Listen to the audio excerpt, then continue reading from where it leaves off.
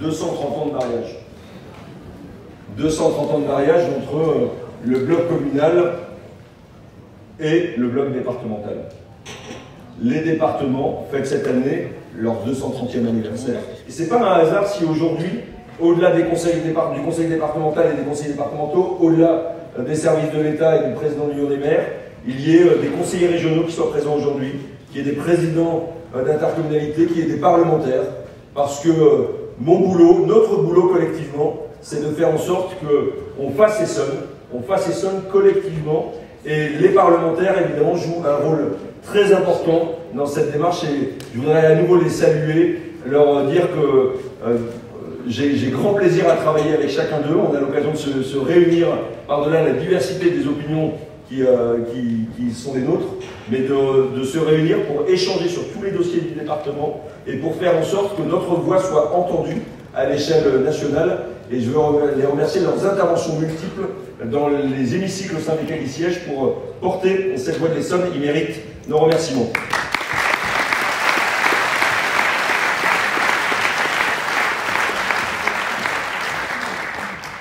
Alors je vous ai dit, l'enjeu c'est de faire équipe, et je voulais pour conclure, mais rassurez-vous ça sera bref, vous parler de 6 chantiers que je voudrais conduire avec vous dans les 6 prochaines années.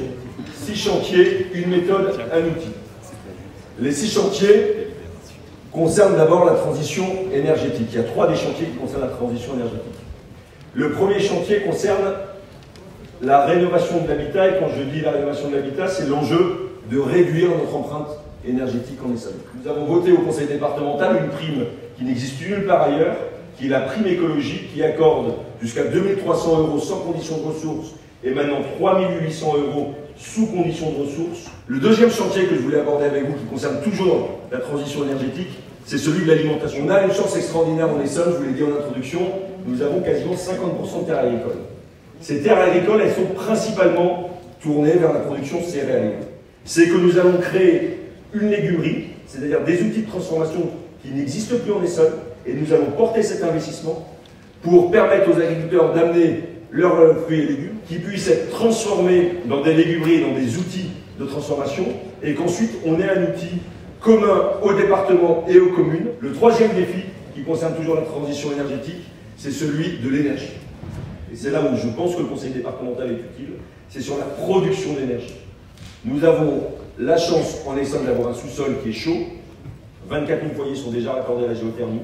On pourrait le faire beaucoup plus. Nous avons la chance aujourd'hui d'avoir des énergies renouvelables qui peuvent être pertinentes en Essonne, ce qui n'était pas le cas auparavant. Il y a la première ferme solaire qui va s'installer à Marcoussis avec le CIGEIF. Il y a d'autres enjeux de fermes solaires sur le département.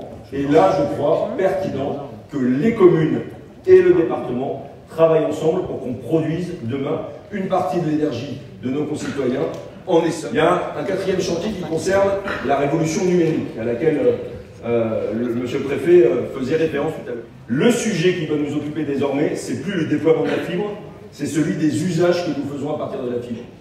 On a vu à l'occasion, et ce n'est pas une surprise, du confinement, combien le télétravail était un enjeu pour notre territoire en termes de bien-être, parce que beaucoup de nos concitoyens ont des déplacements extrêmement longs entre le domicile et le travail, et la chance que peut constituer la fibre pour travailler là où on vit.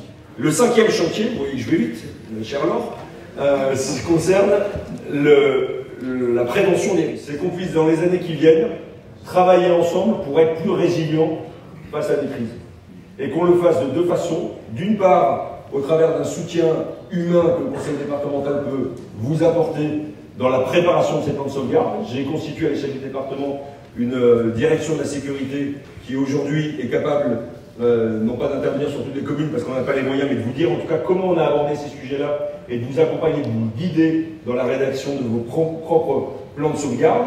Et je pense que le département peut également être utile dans la mutualisation d'un certain nombre de matériel ou de moyens qui sont à l'échelle des communes, mais qui ne sont pas forcément mobilisables ou utiles au même moment sur les communes. Alors, le dernier chantier que je voulais aborder avec vous, c'est celui du vieillissement.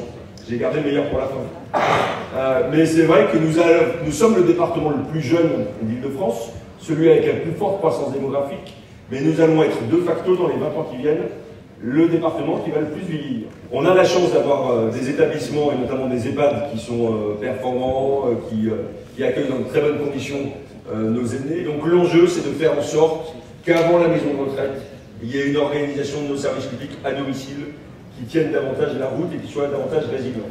Là aussi, nous avons une responsabilité commune, parce que nous intervenons au titre et nous intervenons en soutien sur les associations d'aide à domicile, mais beaucoup de communes organisent elles-mêmes des services publics de portage de repas, nous avons la téléassistance de notre côté, enfin bon, il y a à l'évidence un thème qui est partagé entre les communes et le département. Voilà, mes chers collègues, les 6 chantiers que je voulais aborder devant vous. Je vous disais une méthode et un outil. La méthode, vous l'avez compris, c'est le dialogue permanent avec l'ensemble des communes. L'outil, il a été présenté ce matin. Il y a plusieurs outils d'ailleurs aujourd'hui, entre le CAUE, les SON d'aménagement, les SON de développement, etc.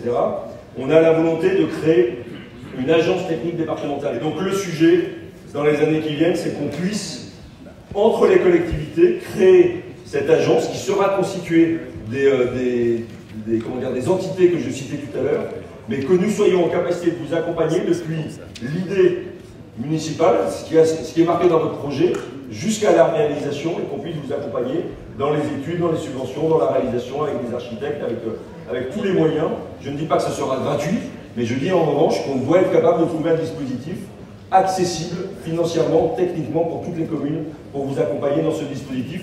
C'est un chantier de l'année 2021 et j'espère que dans un an, on sera en capacité de dire voilà, cette agence technique, elle a pris forme et on est en capacité d'avancer ensemble. Je le disais en introduction ce matin, si vous êtes élu, j'en suis sûr, c'est parce que vous aimez votre ville, vous aimez profondément votre ville et vous aimez vos habitants. Dites-vous que le président du département, tous les conseillers départementaux, s'ils sont conseillers départementaux, c'est qu'ils aiment leur département et qu'ils aiment les Essonniens. On a tous en commun ce rapport au territoire et je voudrais tous que vous ayez conscience que vous êtes une petite part de la République essonnienne au sein de la grande République française, monsieur le préfet. Parce que nous sommes évidemment sous l'autorité, sous le regard de la République française. Mais cette République essonnienne que nous avons en partage, je voudrais que vous en soyez fiers. De la même manière que vous êtes fiers de vos communes. On a la chance d'être sur un département extraordinaire, compte tenu des potentiels que j'évoquais dans le domaine de la recherche, compte tenu de ce rapport à la nature qui est incroyable, unique en Île-de-France. On a 50 000 hectares qui sont protégés par le département, l'espace naturel sensible, on a 1400 km de randonnée, on a des sites comme Chamarande, mais comme Montaugé, comme Méréville, comme beaucoup d'autres sites privés, Courance, Danois, je pourrais en citer quantité. Et c'est vrai qu'on a le défaut peut-être dans notre territoire de nous regarder par rapport à ce qui se passe à Paris et pas par rapport à ce qui se passe en Essonne.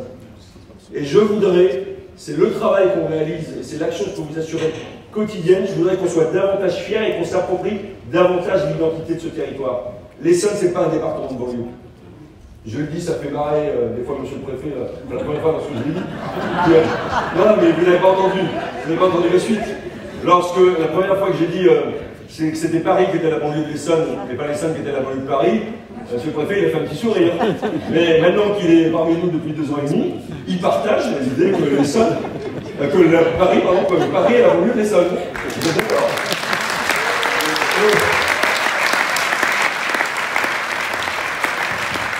Et ça, vraiment, je voudrais, c'est peut-être le message le plus important de tout ce qu'on s'est dit et du travail qu'on a à faire ensemble. Il faut que vous soyez fiers de votre territoire. On a des habitants qui ont des fois des vies difficiles, qui se sentent pas toujours à leur place. On a une responsabilité, et une grande responsabilité politique au sens noble du terme, c'est de faire en sorte que nos concitoyens, ils sachent où ils se situent.